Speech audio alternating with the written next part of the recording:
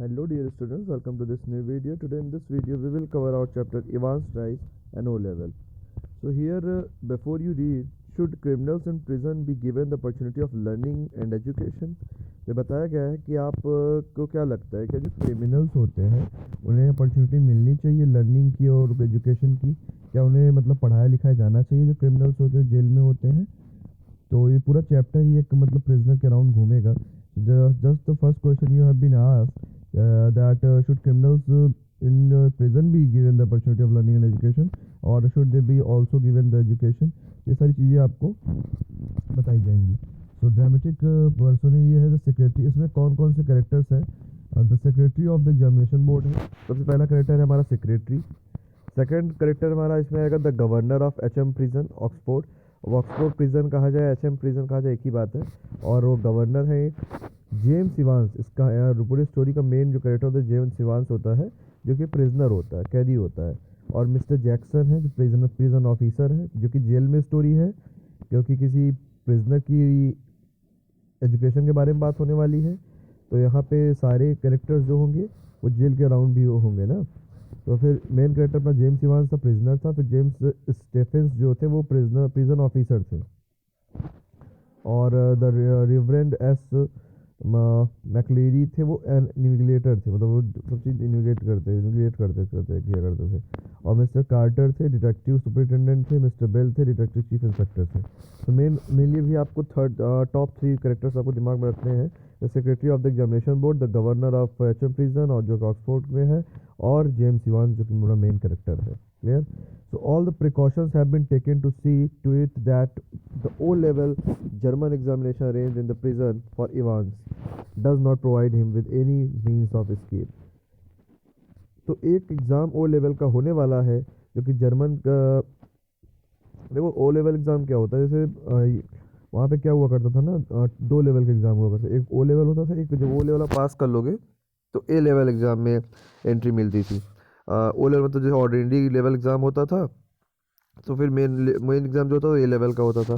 तो जो बच्चे 14 इयर्स तक में ओ लेवल पास कर लिया करते थे उन्हें ए लेवल के लिए अपीयर कराया जाता था। तो ये ओ लेवल वाला जो एग्ज़ाम था वो अभी देने वाला था इवांस, एग्ज़ाम देने वाला था इवांस। देन क्या होता है कि उसके लिए सारी प्रिपरेशन पूरी कर ली गई थी कि जेल से पहले भी काफ़ी बार भाग जाता था ये, तो उसको उसके ना भाग पाए इस बार, वो काफ़ी सब कुछ प्रिपेयर उन्होंने कर लिया था, सारी अरेंजमेंट कंप्लीट हो गई थी। It was in early March when the secretary of the examination board received it the call from Oxford prison. March का महीना था जब सेक्रेटरी ऑफ द एग्जामिनेशन को एक कॉल आती है ऑक्सफोर्ड प्रिजन से। जो सेक्रेटरी एग्ज़ाम को उनको कॉल आती है ऑक्सफोर्ड प्रिजन से, और वहाँ पे कहा क्या जाता है, it's a slightly unusual request governor but I don't see why we should try to help. और उसे बताया जाता है कि एग्ज़ाम इसका लेना है, बच्चे का एक है। तो फिर वो कहता है कि हाँ ये रिक्वेस्ट थोड़ी सी अनयूजुअल है गवर्नर सर, वो फ़ोन पे कह रहा है कोई आदमी, लेकिन I don't see why should we not try to help, लेकिन हमें लगता है कि हमें इसकी हेल्प करनी चाहिए। Just the one fellow you से, करना तो चाहिए, आप बताइए क्या कहना है आपका। ये फ़ोन पे आवाज़ आती है सेक्रेटरी के लिए कि सेक्रेटरी जो ये सब सारी बात सुन लेता है। तो फिर क्या होता है कि that's it chap called Evans started night classes in O level German last September, says he is dead keen to get some sort of academic qualification। तो फिर बताता है वो कि ऐसा है कि जो इवांस है वो मतलब बहुत दिनों से ही प्रिपरेशन कर रहा है, नाइट क्लासेस ले रहा है ओ लेवल जर्मन की लास्ट सितंबर से। और अब वो इतना ज़्यादा मतलब बहुत ज़्यादा पढ़ने का इच्छुक है और बहुत ज़्यादा पढ़ाई करना चाहता है, वो एकेडमिक क्वालिफिकेशन के लिए बहुत ज़्यादा सीरियस स्टूडेंट है। Is he any good? तो वो पूछता है सेक्रेटरी कि क्या वो सच में बहुत अच्छा है पढ़ने में? तो वो कहता है कि he was the only one in the class, क्योंकि वो क्लास जब लेता था तो अकेले ही था। So you can say he has an had individual tuition all the time. तो आप कह सकते हो कि उसको सारा ट्यूशन जो पढ़ाई लिखाई हुआ है वो अकेले में हुआ है। Really would you have cost him a packet if he had been outside? अगर बाहर रहा होता तो ऐसे अकेले में ट्यूशन पढ़ाने में काफ़ी पैसा खर्च हो जाता है इसका पढ़ने के लिए, लेकिन यहाँ पे अकेले क्लास में पढ़ता था अकेले। फिर क्या होता है, well let's give him a chance shall we, चलिए अच्छा हम लोग इन्हें एक चांस देते हैं, शायद आप देने भी देंगे। तो वो कहते हैं that's jolly kind of you, what's exactly the procedure now. तो उसने कहा कि बहुत धन्यवाद आपका, लेकिन अब ये बताइए कि आगे हमें क्या करना है, क्या प्रोसीजर है आपका। सो फिर कहता है वो don't worry about that, I will be sending you all the forms and stuff. तो जो सेक्रेटरी होते हैं जो एग्ज़ाम कराने वाले हैं वो कहते हैं परेशान ना होइए आप, मैं आपको सारे फॉर्म और स्टफ भेज दूंगा। व्हाट्स हिज नेम, यू से इवांस, क्या नाम बताया आपने उसका, इवांस ना, उसका नाम क्या था, इवांस था, जेम्स रॉड्रिक इवांस। उसने बताया पूरा नाम इसका जेम्स रॉड्रिक इवांस है। इट साउंडेड रादर ग्रैंड, ये थोड़ा सा बड़ा सुनने में लगता है। Just one thing governor, he is not a violent sort of fellow, वो बहुत ज़्यादा वायलेंट टाइप का क्रिमिनल नहीं है। I don't want to know his criminal record और एनीथिंग लाइक दैट। तो वो कहता है कि मैं इसका क्रिमिनल रिकॉर्ड जानना भी नहीं चाहता हूँ कुछ भी। फिर वो कहता है no there is no record of violence.